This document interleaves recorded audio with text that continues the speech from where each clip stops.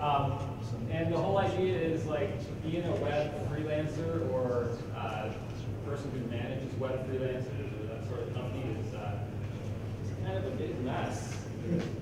Just all sorts of stuff that happens over the course of a day, year, that just messy. There's nothing, very little that's clean about it as far as my experience with that. So we just wanted to throw out some ideas on the table and talk about them. That's what this session is. Yeah, like in your day-to-day, like what are the things that maybe you don't get a chance to talk to other web developers or other freelancers on a day-to-day basis? Like, Toby and I have just found this, like, you know, we hang out occasionally, and when we do, we end up talking about some of the same kind of stuff.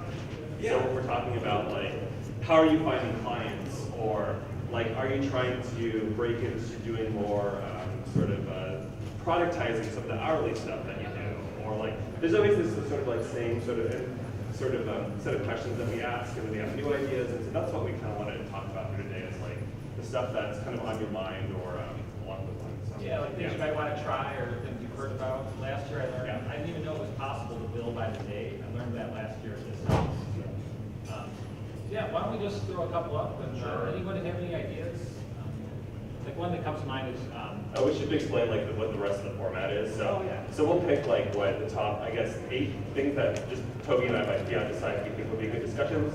We'll give them 5 minutes each. We'll time box them, and once we finish the first one, we'll move on to the next one. So, and again, this isn't like me and Toby talking; it's all of us. So, what really makes this is your participation. So, please, if you have something that you think would be interesting to talk about, or you want to know about, it doesn't have to be something that you're an expert in. It's something that you think you can learn from the group. I really want to hear from you about that. So, I'll throw up one thing that we've been working with is like just getting recurring billing. Recurring. All right. So recurring. You mean like recurring revenue in general? Yeah, recurring revenue. Passive revenue. Passive revenue. Little red dot in front of everything. Recurring. Yeah, there's nothing. What was that? Passive revenue. Passive sources. I can throw one out. I've been doing a little bit of like subcontracting stuff out more and more / outsourcing. So I'm always happy to talk about that spot. About firing the clients that help build your business to make room for the new clients. Wow.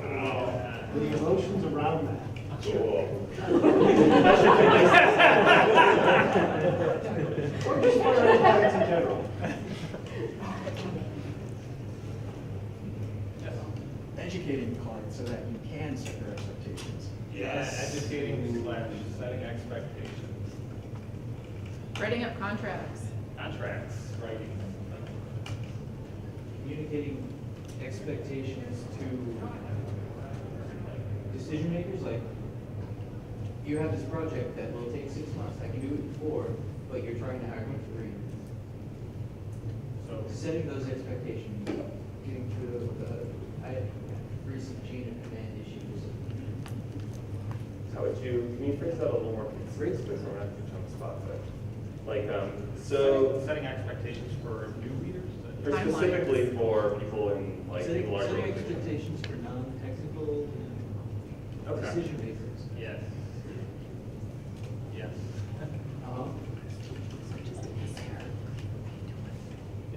Projects that are susceptible to scope creep. So projects that might only take a month and then like they might take 3 years. What do you want to talk about scope creep in general, or is there a specific? Yeah, scope creep in general. Maybe people do know about it because it's a project. The client starts being like this. What types of projects are more prone to scope creep? What was that? What types of projects are more prone to scope creep? Okay.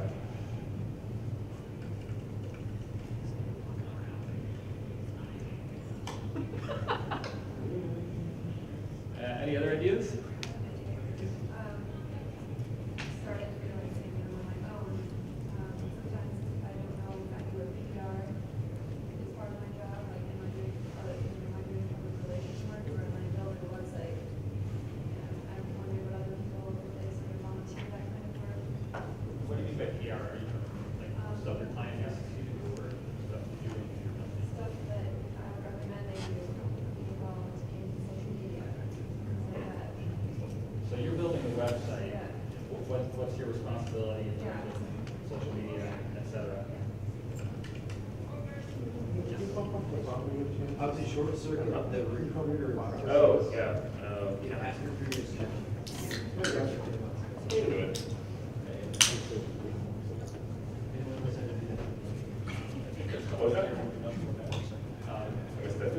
question is how to basically take recruiters out of the recruiting process, right? Does that have to do with how does that the connection to freelancing? Or? Well, if you're a freelancer and you're looking for a job, you can get a headhunter contact you. Okay. Is that accurate? Freelancer Rolodex.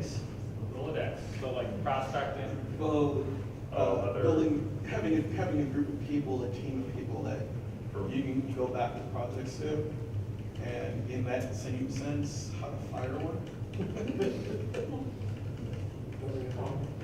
Learning new technologies, balancing it between chasing every shiny object or stagnating.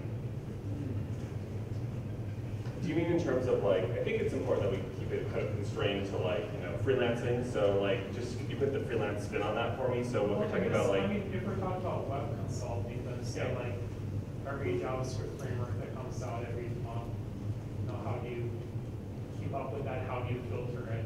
Okay, so like, and still do right by the client and do what's appropriate for them? Yeah, and also thinking about future clients, like, what. Okay, Because yeah. I think sometimes you can get trapped by your current clients if they're not demanding of you, and then you kind of like keep yourself from getting like a higher quality of client in the future or now. Spilling professional wrong. Irony. I'd like to know people's best mind for when you fix my computer. You can say, will you fix my printer? Right? Or printer, or my email client, or it's Yeah. like, I'm sorry, I don't. What's a good response? What are people's response like? How do you handle that? Because some clients, they just. I know somebody who's good at IT. Ridiculous. You love my dog. Any other And ideas? I'm just gonna throw one out here, because I don't know if there might be some people who are thinking of or getting into, like, becoming independent, maybe still have a day job, but I think breaking in is always a good topic. So how did you quit your job, or how did you start freelancing in the first place? How did you get your first client? I was like to hear about how people did that. How many people are currently freelancing? Fair question. Yeah, well, whatever, yeah, you want to call But it. it's or just that, you, but, I yeah, consider you're it like your just own you out there, client work, not full-time employment. network yourself. Cool. How many people are like in a full-time job? Okay. So I think it's definitely worth talking about that then. And those of you that are in full-time jobs, are you thinking of freelancing? Okay, or not. We don't want to admit it. What are you even doing? I just want to laugh at all people. And is there any like specific question regarding this one, breaking in, like, any, those of you who are thinking about doing it, do any of you have a specific question or issue?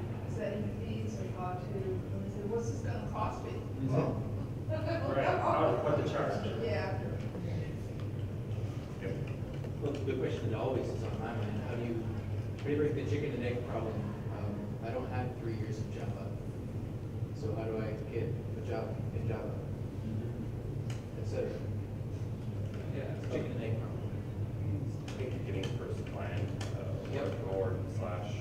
Yeah, I was wondering, like, how do you charge for like, education? Like I know how to do this kind of, but like, it's going to cost me more, like, So what do you build, is that the question? Yeah, like, how do Or you, like, stuff that you're not an expert in necessarily? yeah, how do you like safely like outline that? Yep. So I put padding your bill. I laugh, because I'm not making fun of you. I am acknowledging the reality of our situation. I think the question is, I heard it differently. I heard like, I need, like the client has asked me to do something, but I don't have that knowledge. Yeah. So like, do I charge less? I mean, that's kind of the question. Oh, that's interesting. Yeah. Or do you charge more because you don't want to do it, or? Right. Yeah, They're this asking was you to my learn it. advice, Or actually. you add more hours in for the time that Yeah. you spend. Like how honest are you with your clients about your lack of knowledge, and Right. how forthright are you about being, and are you just taking, I think that's a great question. Yeah. Yeah. You charge for, or you don't. Well, that's a difficult question, if you don't know how to do something, but you have an associate that does, you tell your client, I'm gonna sub this part out, or you just gonna keep it to yourself? Do we tell clients about subcontractors? Well, it's the reverse of that, like, something very simple to you, however, it's a great value to a potential client, how do you charge appropriately for that? Like a sort of retained knowledge that it's like you're perhaps an expert in, and it takes you 10 minutes because you're a badass. Or But you own this certain huge chunk of code or something. and Yeah, you yeah. just enjoy it. Where's your thought? I like where this stuff's going. Value versus hourly, I guess is that kind of. Yeah, that's a good way to put it. I like that. That's why we're here. Chris Coyer's got a really good article about how to bill clients, so if you guys know Chris Coyer, just look that up on freelance and get that great article. He does a pretty good job. What's the last bit? Anything else? Let's take one more maybe and then start. Anyone else want to add? People are eager to talk about the actual stuff. All right, let's go. Let's throw some. So how many do we have here, and how much time do we have? Like, We've got about a half hour, so that's. Yeah. I would say it's about 5 or 6 probably. okay, shoot for 6. The ones that, I like this value delivered versus hourly. Yeah, it seemed like there was a lot of. We consolidated it. Can you throw number 1 before value delivered? Yep, I'm just gonna move them. Since this is not a whiteboard, I can actually move things. So Wow. I know, pretty fancy. Oh, really? No auto list? Okay. Yeah, that was a really good one. I thought Nick's question of, I don't know, I'm just gonna do this one. I thought that was really interesting, firing clients who helped you get there in the first place, or like the transitioning clients. Like, I like the ones that are kind of like, our business is actually kind of an emotional, sort of like messy thing, like you're saying. I think it's interesting. How about like what to charge? I think That's always a good, yeah, that's always a good one. That was in there in multiple permutations, I think. Scope creep? I like that one too. That deals. Okay. Or, maybe, yeah. And, cool. I like the setting expectations one too. Okay. All right, last one.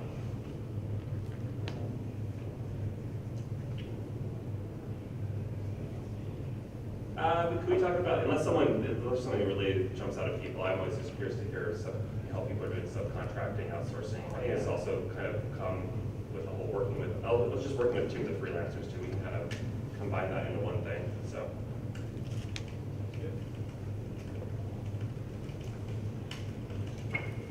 All right, so how are you guys dealing with, charging for value versus hourly? Who's doing hourly? Who charges hourly? And who charges value based? Hourly is the majority. I do both, depending on the client. I do combination of both. We start off value and end up with hourly after the contract period is finished. What do we mean by value-based pricing exactly? Well, my interpretation was like, oh yeah, that's a good question. Because I was thinking like fixed bid versus hourly. This is not, really we're talking about how to charge properly for like retained knowledge, right? Because it's not just about fixed bid, it's about, because it's a conversation with the client to say, what's the value to them? Because you know the value is to you, and then you know what you think you can get away with charging, but sometimes what the client's willing to pay is even greater than that. Let's say you think it's worth $8,000, then you think, man, I'd be lucky if I charged that.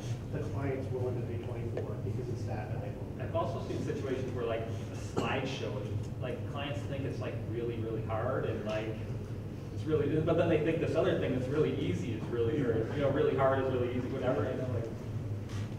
How do you get a client to admit that they want to pay you $24,000 and you're thinking it's an $8,000 project? I don't know. Actually, you have to figure that out. Actually, what you end up doing is, in the process of the scope of what the project is, ask them straight up, what is this value, how is this valuable to you? What is your expectations of this website? What are you expecting to get out of it? If it's not really meant to generate traffic and generate money, it's not gonna be that much. But if they're seeing this as a way of getting new customers, that's where you get the hook. I think that's a huge point in general, and probably what I would have thought about it, would just make an entire whole list of like, it's like the only insight I've had in my whole consulting career, I think, which is like moving from solving technical solutions versus like solving business problems, to suddenly creating like, you know, proposals is way easier because you're linking them to some value, like a business outcome, right? So I totally agree. I hear what you guys are saying, but there's also this other thing that like, there are things that I know how to do that took me years to learn that I can do in 5 minutes now. Mhm. Like website, I see this issue.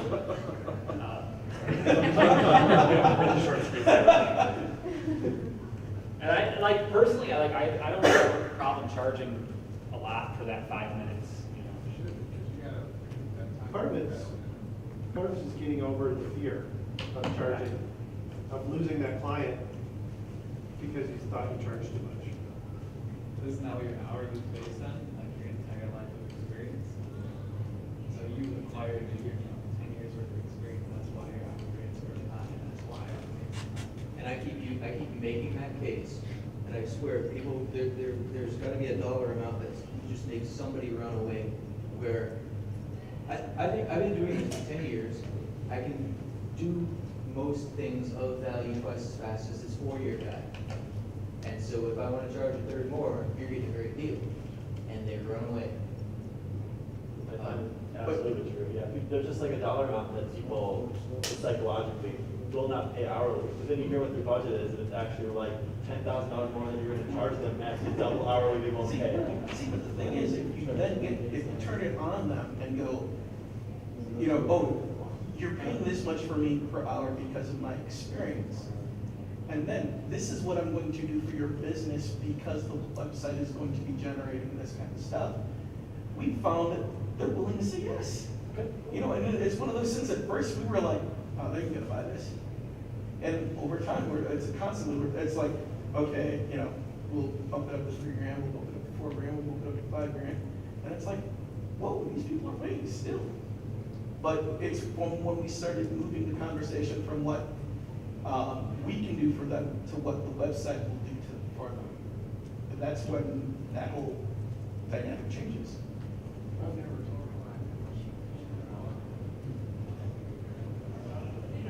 To repeat that, he says, no matter what, it's at least an hour. How many hours, or how much hours? So you go by the whole project. I'm sure there's some things that you charge fixed for, right? Those are probably the things that you became an expert at, right? The more you do them, the quicker you do them, versus work like production work, maybe, right? Where it's just the hourly base or any type of consulting base. Some consulting work is hours based, but project work, if there's a good mix in there, it's not always saying this is what you charge. The biggest problem I found with Fitspin is the more frequent and more arduous negotiations around scope, because it's hourly, you can just kind of really casually be like, well, you know, it's gonna add X some number of hours, like, okay, sure. And because you already have an agreement that's hourly, you don't have to like go back to the contract and be like, well, we said it was gonna cost this much, now it's gonna cost this much. Yeah, so we always do this much and then really define the scope, specify out of scope is additional stuff. Let's transition to this scope one. Oh, yeah, we can hop around. Yeah, Because I feel like that's one strategy to it. Like, what do we do about scope creep? Well, one solution is to charge hourly, right? Well, I mean, that's Great. the root way. You wanna, if you're taking on a project that you didn't start from scratch, you definitely have to do it hourly. There's so many room for surprises. Setting yourself up for sabotage, you know. But if you're building it up from scratch, then, yeah, the fifth bit makes no more sense, because you're taking on the responsibility for doing the thing. Yeah, I mean, yeah.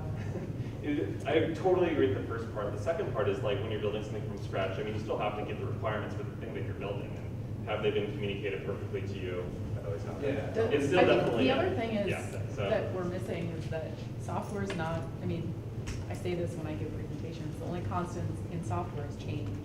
And when you're, whether it's a new thing or an existing thing that you're building out, the market could change, your clients could change their mind, and so you need to be able to adapt to that. I don't know if I've ever had a project that there wasn't like 25% growth in terms of scope. Right. It's like every project is gonna take that. Well, you don't know what you don't know. And Exactly. know it. And the client definitely doesn't know what they don't know. What about, that's why you padded 50% ahead of time before. And it turns out your padding was 10% under. Yeah. What other strategies do you utilize to adjust scope? Strong contract. Wrong contract. Yes. Yeah. Spell out what your initial scope of the project is going to be in your contract. And then this is where we normally put in our hourly, is once we've met these metrics, anything beyond this is at an hourly rate.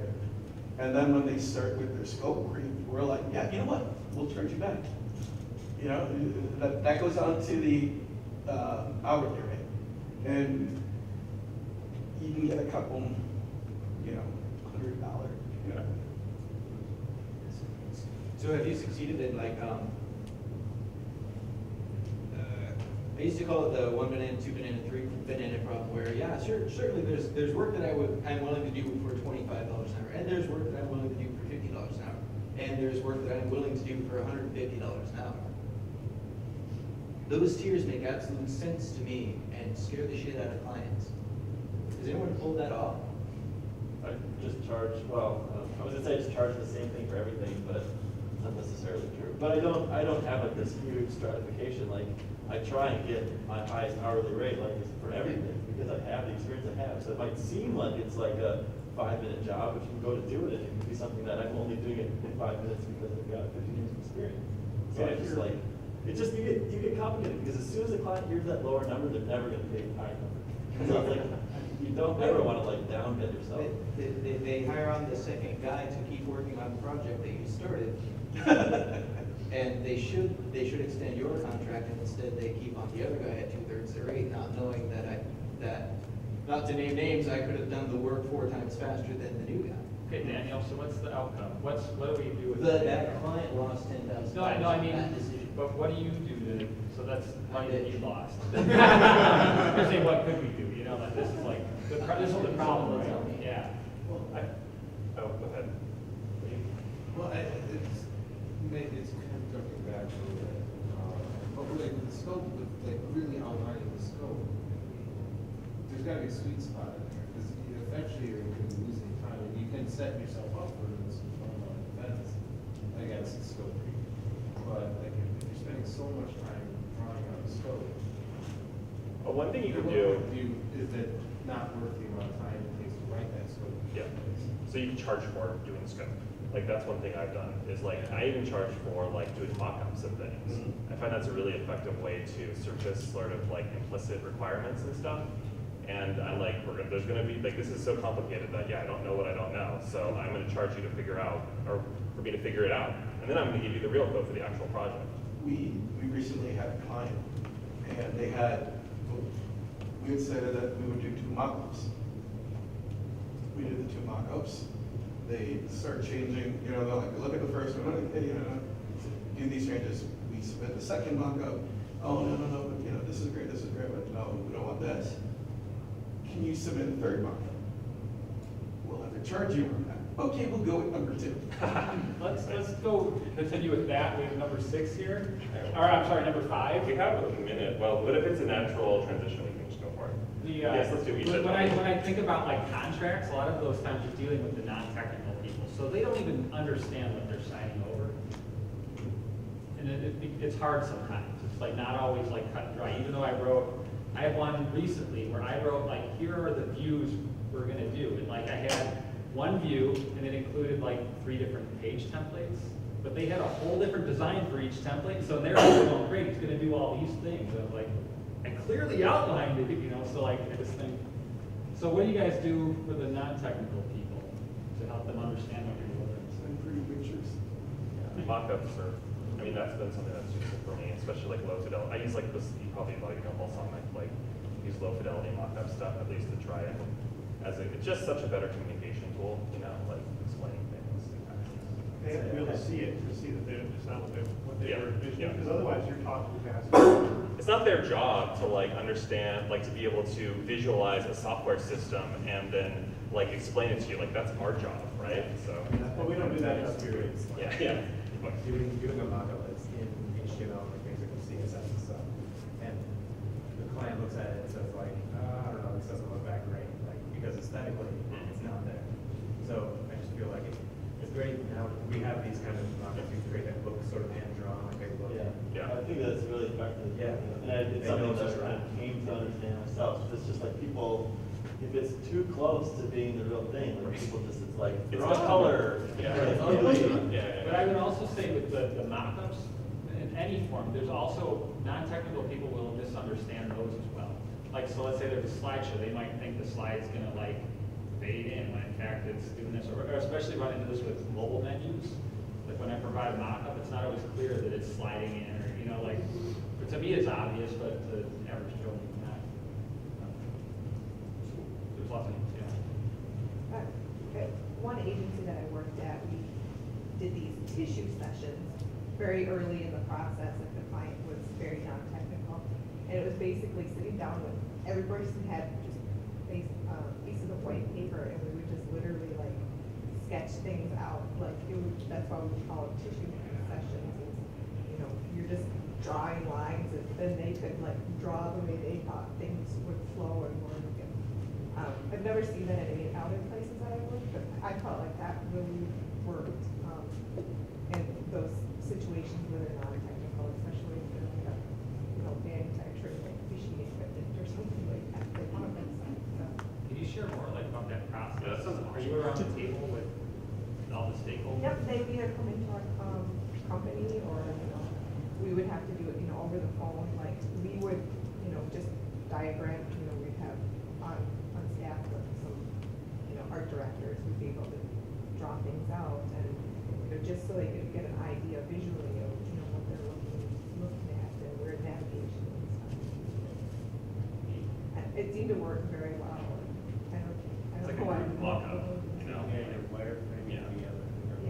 Yeah, it's essentially a wireframe, but, you know, pre-wireframe, it's very, very early in the process, just so, you know, because a lot of the non-technical people, they still have these wild creative ideas, and, you know, it's hard to get them out of their heads, and, because they don't know the language, you know, how to get it out of their heads, or, but, you know, whenever you see it in black and white, it's a lot easier to, everyone's on the same page, you know. So that's a good way, if someone's got a crazy, like an impossible idea, and you say, can you draw how that would work? And then they get to the point, oh, that's why that wouldn't work, because I can't draw that. Yeah. Well, then I can't design it. Yeah. Because sometimes, yeah, they throw out these ideas, and you're like, you guys see the video with the red lines? And it was like, oh, I didn't mean. Like, I can't do this, and I can't even explain to you how that's possible, because you don't even see, like, how that's physically possible to design or whatever. So that's a great piece. I was gonna say, like, that when you're doing all this, make sure you're getting paid. Because I've been burned several times where I scoped stuff out, and then I didn't win the job because they gave my scope to somebody who underbid me. And so I basically did the work to lose the job to somebody else. So make sure you're getting paid, so if they do that to you, at least you got paid for your work. Yeah, one thing is that you can even, as you're delivering your pitch to the client, say, you know, during this discovery phase, this is what I'm gonna charge. You can take this end result. Yeah. And I can then deliver this, or you can shop this to some other person, you know, and you have everything defined out what, you know, where you're good, and so on and so forth. They can shop it around, and sometimes, depending on what you're designing, they will shop it around, and they'll find, you know what, this person's price, that's a very competitive price. We should go with this person who designed this originally, and they had that vision. And so it sometimes it really help you when there is this scope creep, and you're saying it's gonna charge you X. Well, we've already shopped it around, and we're gonna go with you anyway, so yeah. Yeah. And they'll treat that process a little differently when they're paying money for that. Well, they bring more of their information to the table. I mean, how many times we have clients come, and, oh yeah, I forgot about this. If there's money on the line, they tend to remember. Was anyone in the room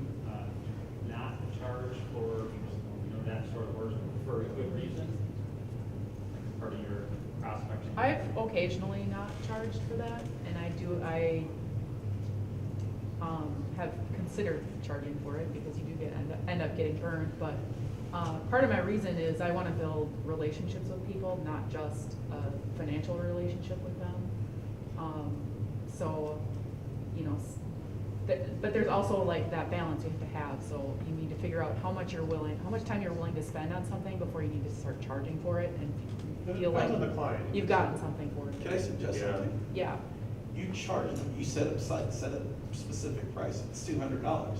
But if you bring the project to us and we follow it through, it becomes part of the price of the Sure. project. Yeah. I like that. Some people come in here with different expectations, like, so if you have a plumber come to your house because you have a problem, they're gonna charge you, for sure.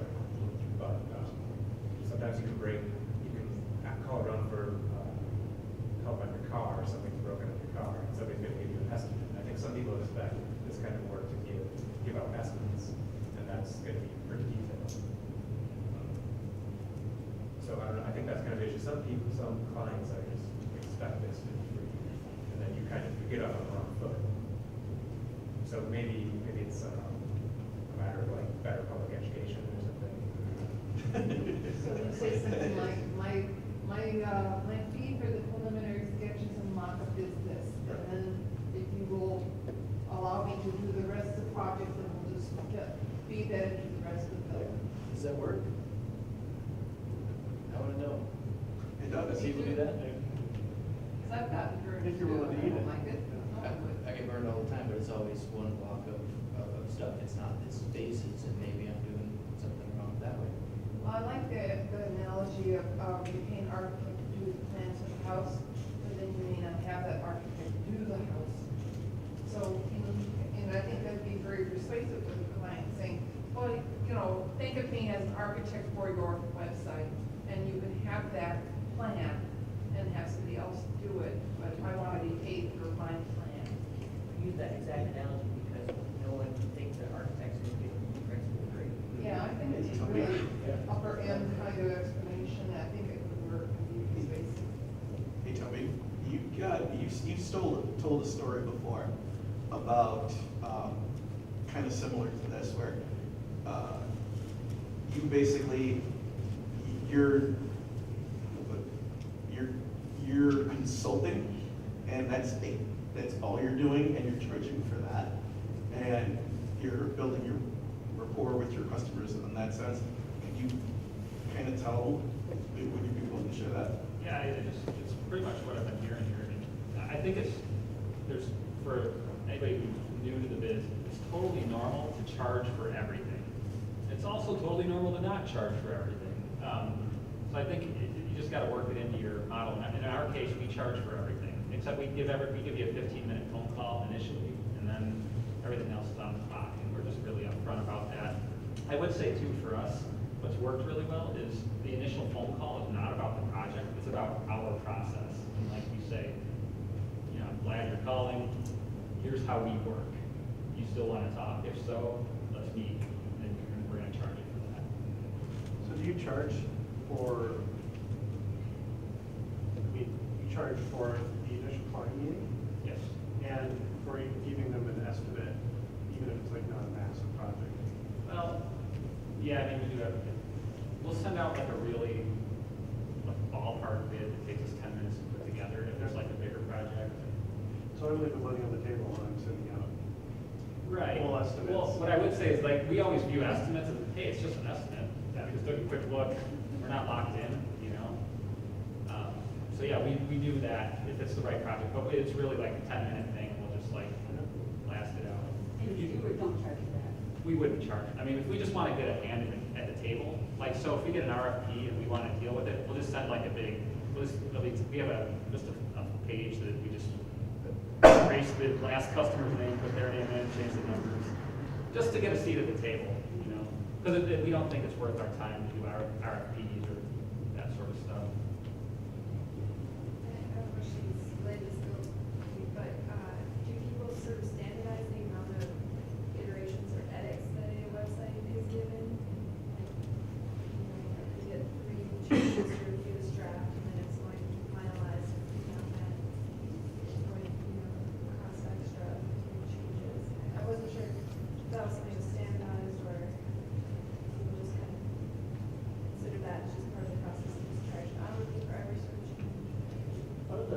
fixed bid, because even if you say like you only get 3 changes before I start charging hourly with pre-negotiate or whatever, 3 changes, I mean, you have no idea how big one of those 3 changes could be, so it's like, I just feel like that comes back to like where I say like hourly, it's like hourly is also affixed to that, they can revise it a million times, you know, you're getting charged for it, revise it all you want, it's hourly. But I do think hourly can be tough because you can really leave a lot of money on the table sometimes if you can't get a good grasp on like what the client thinks the project should cost. Really the big potential to like get it done fast and leave a ton of money on the table probably. So I do 2 rounds of revision standard. I build that into my, I build a buffer into my price, thinking, you know, it's like, this is gonna take me this much to do, and then I add a little percentage to go, well, there's gonna be revisions. So the way I work it is, you know, a revision is, I can do something to the spec. If it's, we changed our mind, that's not a revision, that's a change order. That's not covered as a revision. A revision is, oh, the logo's too big. Okay, I can make it smaller. Oh, it's still too big, make it smaller again, and make it smaller again. Oh, it's still too big, make it smaller again. I'm sorry, that's your second revision, you now have to pay me. Because I will only touch something twice, otherwise they'll tweak it until you're blue in the face and broke. So for me, it's kind of that gate of, I'll touch anything twice, I will fix it if it doesn't meet the spec, or if I fail to understand your needs. But if you change your mind, or if you're like, oh, we totally forgot about X, or we envisioned it working like this, and it's like, that's not what we talked about. Then you have that hard discussion of, my spec was based on what you communicated to me, and you're now changing that, so we have to change the spec, change the price, and do change orders at that point. And it's always hard, because they're like, are you just screwing me? And you're like, no, you screwed me in making me agree to a price based on bad information, and I'm not gonna let you get away with it. Because I've learned that lesson way too many times. Does anyone handle revisions differently? I know you do. We have our contract, so we make 2 revisions, after the second revision, we're not happy with, they can walk away, they've already paid us that down. So we can have down and start the project.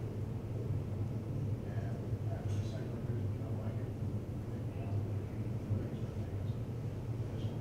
Does anyone ever walk away? Oh, they will take the bait. They want the project finished.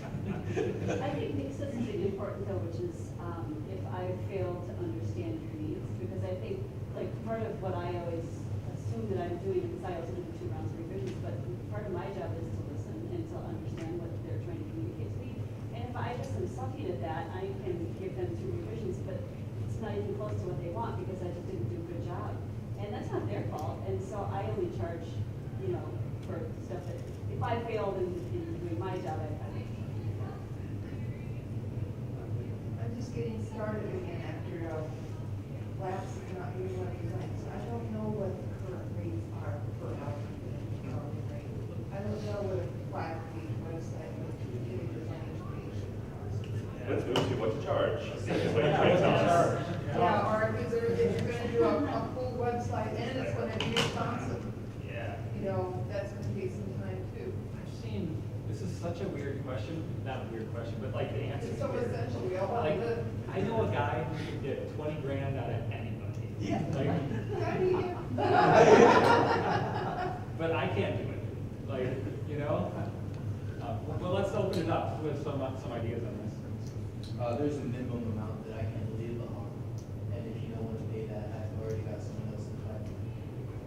Well, what is this dollar amount that no one's seeing? Take your bills, take your bills, add them all up, figure out how much more you need to live comfortably.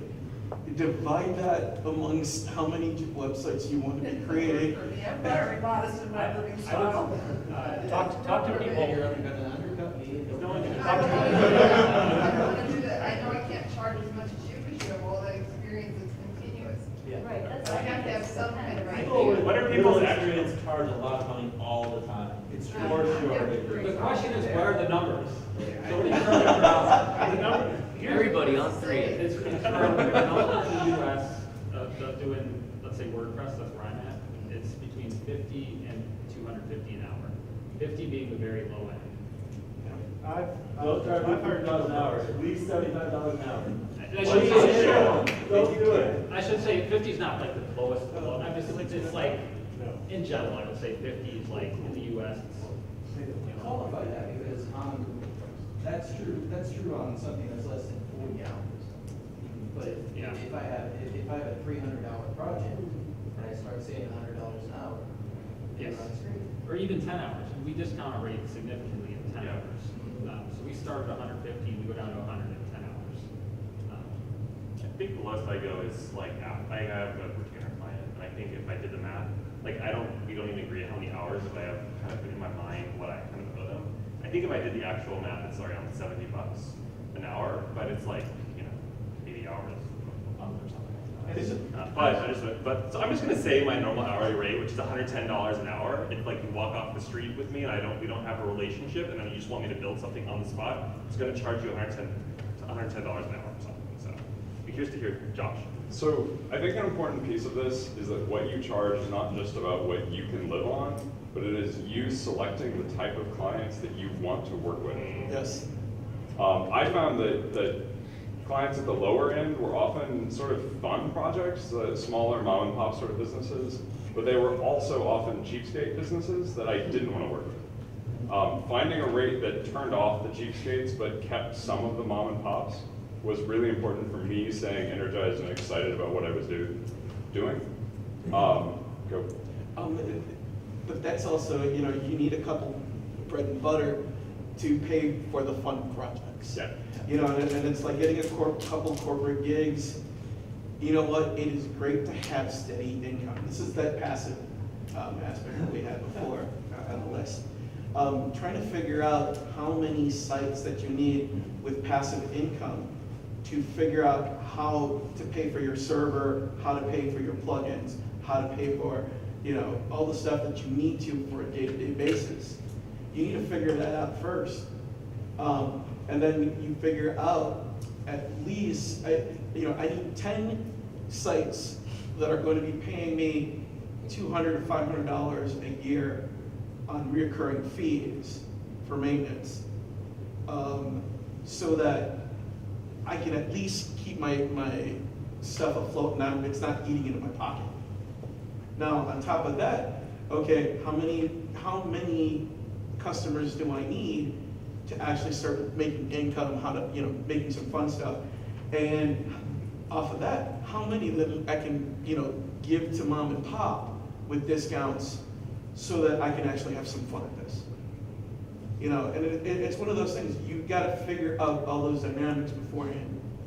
Once you got that down, it'll come. I also think for people who are new to freelancing, $50 doesn't go very far when you're paying for insurance and put some aside for savings, taxes. If you hire an accountant, which I highly recommend a bookkeeper, not an accountant so much, but And if you bill at 40 hours a week, it'll be a miracle. Yeah, that's I the would other assume thing, you're sure. billing at like 15 or 20. If you get really 20 hours, good. I would say you're above average for billables. But 20 hours billed is often maybe twice that in actual work done, right? Yeah, Because there's yeah. work that you can't bill for, right? Prospecting your. Another reason you have a higher hourly rate. Yes. Because all the work you can't bill for. Exactly. I think it depends on the type of contracts you're taking or the type of industry you're in. Like I work 40 hours a week, 4 weeks a month.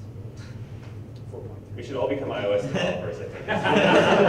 The moral here. Objective seasonal. This is where like my experience differs very much from, this is why I run away from the label of freelancer. Freelancers that get 20 billable hours a week. I'm a consultant who bills 50 hours a week because I work 50 hours a week. Because corporate people think an hourly number is important instead of experience. Can I give you another word? I'm listening. Entrepreneur. Because I know that contractor is bad. Yeah, because the thing is, it's a sexier word. It's entrepreneur. In comparison to freelancer, in comparison, the consultant or contractor. It's the simple fact that, I mean, at that level, this is your business. This is what you do. This is your identity, and you want to be profitable. And when people see you as an entrepreneur, it's a different game level. I mean, we used to be that, oh yeah, we're contractors. And when we decided, you know, this isn't what we want to do side. This is what we want to do as our day. It became you know what? We're entrepreneurs from now on. This is all hands off. This is what we're doing. This is how we're playing it. And honestly, that mind shift shifted us to a different pricing model, which is the aspect of what is it the value for you. You know, you're not willing to pay $10,000. Why aren't you? What are you not seeing this being that kind of a project? You know, when in all honesty, that's the kind of money they have to spend on their project. Your customer starts taking you more at a different professional level because the way that you're presenting yourself. So like positioning essentially, and Yeah. that the relationship between how you position yourself and what you charge. Like freelancing actually is almost like the F word, I think, to some extent. I don't use it in front of, I use it in the context of talking to other freelancers, but I wouldn't call myself a freelancer with a client because it sounds like some flaky hippie who's gonna like, you know, leave town after the project's It has the done. word free. Right, yeah. Free love, freelancing, free everything, yeah. But what are some other numbers, I'm curious, like so there's other stuff besides, I mean, my experience is different. So I was in a weird position because I got referred to somebody who lives out of California, and I thought I was charging too much. And I told the person who referred me to him, and actually, when I said this is how much I want an hour, the guy said, yeah, that's fine, that's perfect. And I was like, okay, well, that's cool. And I shot it. And I told us how much I was going to charge an hour, and the person referred me. She goes, oh God, you could have gotten twice that much. It's out of California. They're used to charging people way more than that. Absolutely, yeah. So it's geography. That's where we need to do our shopping. So That's where we shop for clients, then do remote work for people in California. You can cover clients, it's pretty sweet. Well, and even industry, it's like, I have med tech clients that happily pay far more because the agencies in med tech, I'm a bargainer. Yeah. Because every once in a while, one of their quotes leaks through and I about crap myself at the amount that they want and I'm like, okay, I can do that. I can make a heck of a lot of money on that, and I'm still charging half what they're charging. Okay, we're all friends here. What's the range? What's the range? Yeah. Shut the camera off. I just had a client where it's like, it was a conversion of a Flash thing to HTML5, right? I don't know why they ever built the Flash in the first place. And the agency wanted 20 grand to do this. And I'm like, this is not a 20 grand project. Not by a long shot. It's basically a fancy survey. And it's just like, You would do the Survey Monkey for like 15 grand. well, not that. I mean, it was more advanced than that. But it's like 20 grand. I mean, at a certain point, you're just soaking the client because it wasn't worth that to the client, and that's why they didn't pay it. I used to work for an agency, and for my very first job out of college, I was making $30,000 a year. My billable rate was $125 an hour. Oh yeah, I have agencies regularly mark my already high rate up. They double it to the client, and they make as much money as I do on the project. I've seen a lot of agencies at $175 an hour for the hourly work that they do beyond the scope of the projects. And then a lot of projects that might take a couple months, 3 months, somewhere in the range of like 75 to 300,000. For a project that takes a project manager, a little bit of upper management, a developer and a designer. Speaking of numbers, again, not freelancing, but doing longer term contracts, I think 3 months, 50 hours a week for 3 months is a short term contract for me. I would like to live on about 130,000 a year, and in fact, I get something between 60 and 90, depending on the years. provide those hourly rates up. But what I seem to buy into is my hourly rate, whatever, you know, if you roll the math and say, well, you work 52 hours a week, or 52 hours weeks a year, 50 hours a week, that's $200,000. Why do you think you're so special that you get $200,000 a year? This other guy wants to work for 70. Well, this other guy just graduated from college and doesn't have kids. I think you need to sell yourself better than that, though. I mean, I think it comes in confidence in what you're saying to the other people, not so much. Some guiding. Yeah. Well, and it's, again, hard to communicate. We have to cut it off for overtime here, so thank y'all. Here's the end of my Twitter handles. I can talk about this stuff all day. Yeah, if you want to talk more in the hallway or whatever.